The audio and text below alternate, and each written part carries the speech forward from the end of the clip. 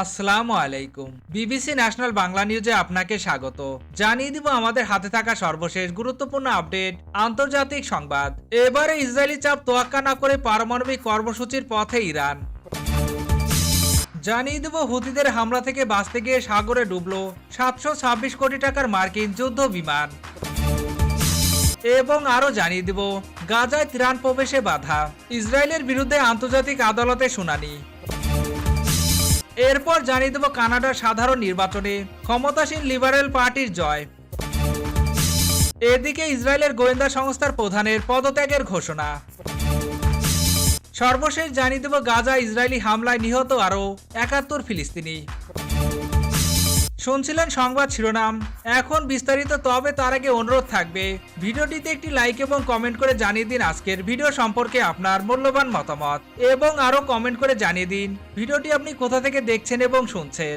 এবং আরো অনুরোধ থাকবে, আপনি যদি আমাদের চ্যানেলটিতে নতুন হয়ে থাকেন তাহলে অবশ্যই চ্যানেলটি সাবস্ক্রাইব করে নিত্য নতুন আপডেট সংবাদ পেতে আমাদের সাথেই থাকুন। ইসরায়েলি চাপ তোয়াক্কা না করে পারমাণবিক কর্মসূচির পথে হাঁটছে ইরান। ওয়াশিংটনের সঙ্গে পরোক্ষ আলোচনা ইরান স্পষ্ট জানিয়ে দিয়েছে ইউরেনিয়াম সমৃদ্ধ করার অধিকার তাদের অভ্যন্তরীণ ও সার্বভৌমর বিষয়।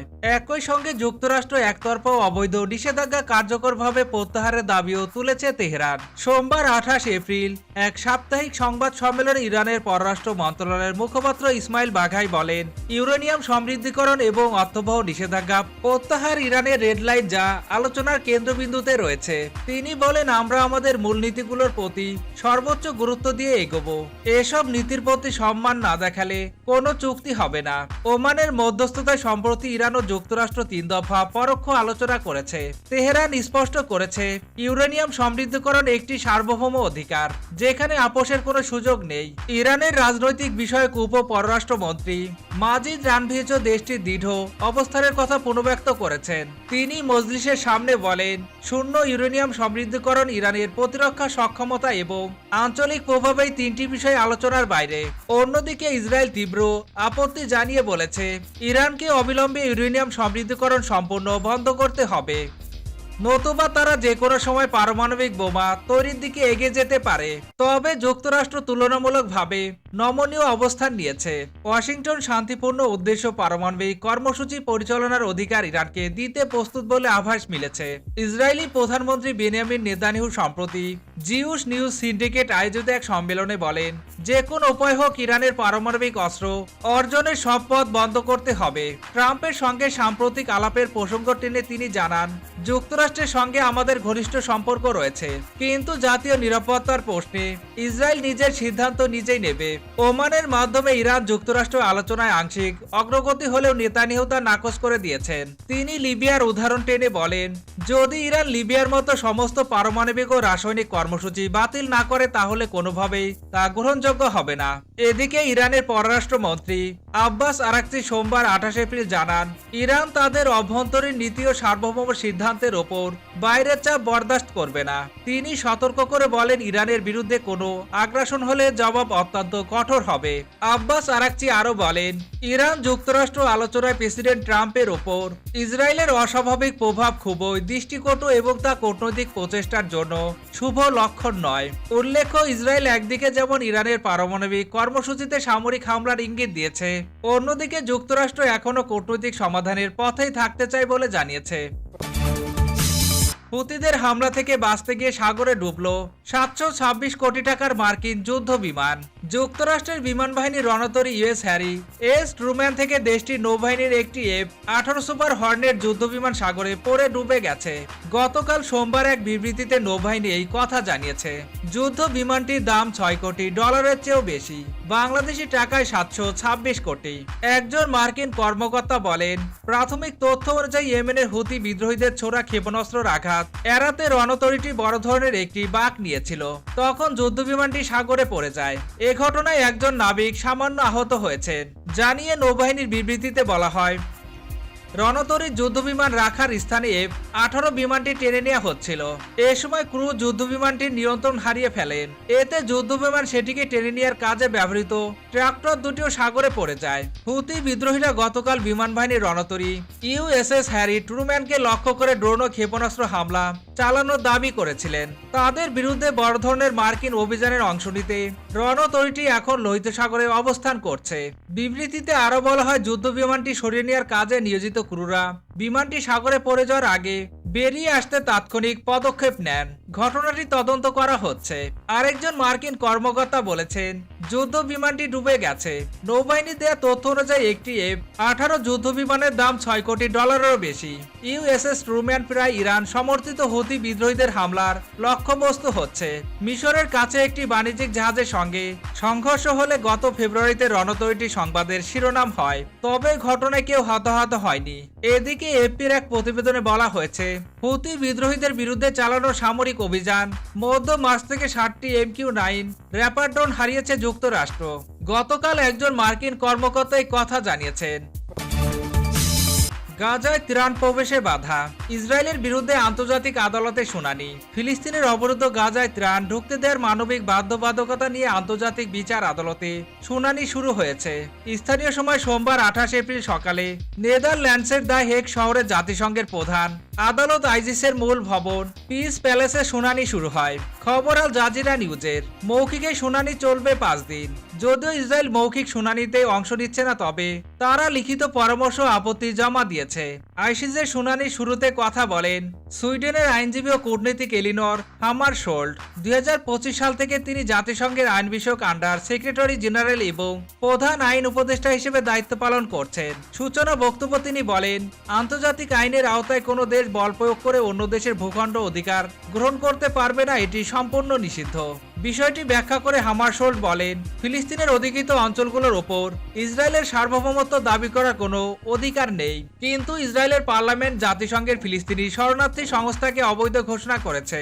এর মাধ্যমে দেশটি আসলে ফিলিস্তিনের অধিকৃত ভূখণ্ডের উপর সার্বভৌমত্ব বিস্তারের চেষ্টা করেছে। হামারশোল্ডের যুক্তি, ইসরায়েলের পার্লামেন্টে গৃহীত এসব আইন এবং অধিকৃত অঞ্চলের প্রয়োগযোগ্য দেশটির অন্যান্য আইনের ভিত্তিতে নেয়া পদক্ষেপগুলো আন্তর্জাতিক আইনের সঙ্গে সামঞ্জস্যপূর্ণ নয়।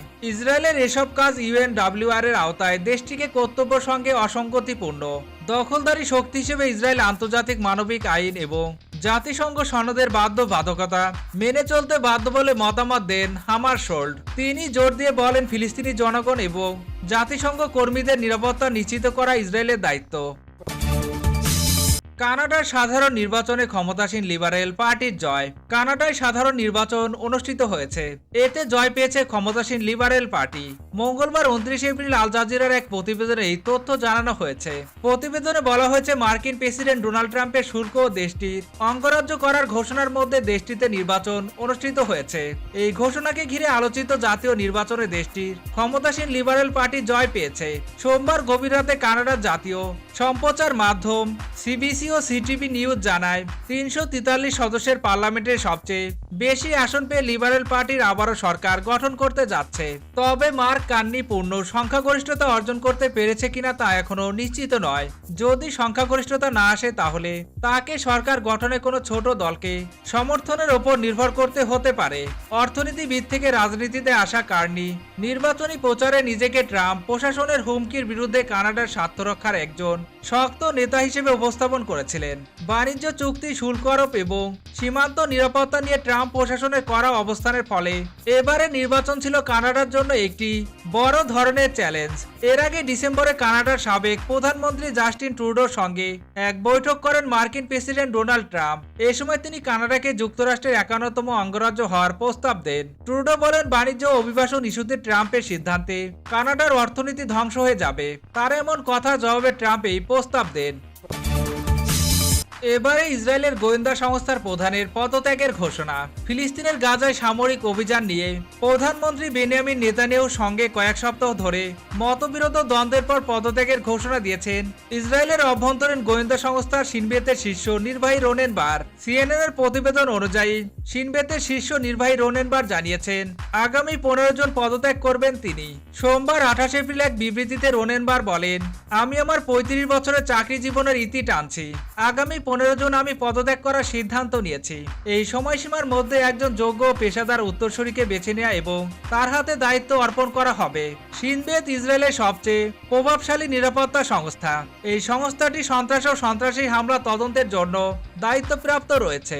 2023 সালের 7 অক্টোবর ফিলিস্তিনি গাজা উপত্যকা নিয়ন্ত্রণকারী গোষ্ঠী হামাস যে নজিরবিহীন সন্ত্রাসী হামলা চালিয়েছে সেটির প্রধান তদন্তকারী সংস্থার ভূমিকা ছিল শিন বেত। তবে গত বেশ কয়েক মাস ধরে নেতানিয়াহু এবং তার নেতৃত্বাধীন যুদ্ধকালীন মন্ত্রিসভার সঙ্গে দ্বন্দ্ব চলছিল শিন বেতের। তদন্তের গতি, প্রকৃতি ও ফলাফল নেতানিয়াহু এবং তার মন্ত্রিসভার কট্টরপন্থী সদস্যদের প্রত্যাশা অনুযায়ী না হয় শিন বেত এবং রোনেনবারের ওপর ক্ষুব্ধ হয়ে উঠেছিলেন তারা। এর মধ্যে গত 16 মার্চ নেতানিয়াহু প্রকাশ্যে বলেন অনেকদিন আগেই তিনি রোনেনের ওপর থেকে আস্থা হারিয়ে ফেলেছেন। নেতানিয়াহু আরও বলেছেন যে রোনেন যদি তার স্বীয় পদে বহাল থাকেন তাহলে সন্ত্রাস বিরোধী অভিযান এবং সরকারি কর্মকর্তাদের নিরাপত্তায় তার নেতিবাচক প্রভাব পড়বে বলে মনে করেন তিনি। এরপর রোনেনকে চাকরিচ্যুত করার চেষ্টা করেছিলেন নেতানিয়াহু, কিন্তু দেশজুড়ে প্রতিবাদ ও তীব্র সমালোচনার পর সেই চেষ্টা থেকে বিরত হতে হয় তাকে। পরে ইসরায়েলের সুপ্রিম কোর্ট রোনেন বারকে চাকরিচ্যুত করার চেষ্টার ওপর স্থগিত আদেশ দেন। গাজায় সামরিক অভিযান শুরুর পর থেকেই জিম্মিদের মুক্তিকে অগ্রাধিকার প্রদানের দাবিতে প্রতিবাদ বিক্ষোভ শুরু হয়েছিল ইসরায়েল জুড়ে। নেতানিয়াহু এবং তার নেতৃত্বাধীন সরকার এসব বিক্ষোভকে আমল না দেয় দিন দিন এর তেজ আরো বাড়তে থাকে। বিভিন্ন সূত্রে জানা গেছে বিক্ষোভ প্রতিবাদ নস্যাৎ করতে রোনেন বারকে বিক্ষোভকারীদের মধ্যে গুপ্তচর নিয়োগের নির্দেশ দিয়েছিল নেতানিয়াহু, কিন্তু এই নির্দেশ প্রত্যাখ্যান করেন শিন বেত প্রধান। তারপর থেকেই নেতানিয়াহুর সঙ্গে দ্বন্দ্ব শুরু হয় তার। গাজা ইসরায়েলি হামলায় নিহত আরও 71 ফিলিস্তিনি। অবরুদ্ধ গাজা উপত্যকা ইসরায়েলি বাহিনীর টানা হামলায় গত 24 ঘন্টায় অন্তত আরও 71 ফিলিস্তিনি নিহত হয়েছেন। এ সময় আহত হয়েছেন আরও শতাধিক মানুষ।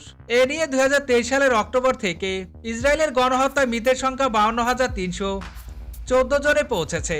সোমবার 28 এপ্রিল গাজায় স্বাস্থ্য মন্ত্রণালয় এক বিবৃতিতে এই তথ্য নিশ্চিত করেছে। গত 19 জানুয়ারি যুক্তরাষ্ট্র আন্তর্জাতিক মহলের চাপের মুখে গাজায় যুদ্ধবিরতিতে সম্মত হয় ইসরায়েল। প্রায় 2 মাস শান্তি বজায় থাকলেও মার্চের তৃতীয় সপ্তাহে গাজা থেকে সেনা প্রত্যাহার ইস্যুতে হামাসের সঙ্গে মতবিরোধের জেরে ফের ইসরায়েলি বিমান হামলা শুরু হয়। স্বাস্থ্য মন্ত্রণালয়ের তথ্য মতে 18 মার্চ থেকে নতুন করে শুরু হওয়া হামলায় এখন পর্যন্ত 2151 ফিলিস্তিনি নিহত ও 5598 জন আহত হয়েছেন। এই হামলা চলতি বছরের জানুয়ারিতে হওয়া যুদ্ধবিরতি চুক্তিকে সম্পূর্ণভাবে ভঙ্গ করেছে। জাতিসংঘ জানিয়েছে ইসরায়েলের বর্বর আগ্রাসনে গাজায় প্রায় 85% ফিলিস্তিনি বাস্তুচ্যুত হয়েছেন এবং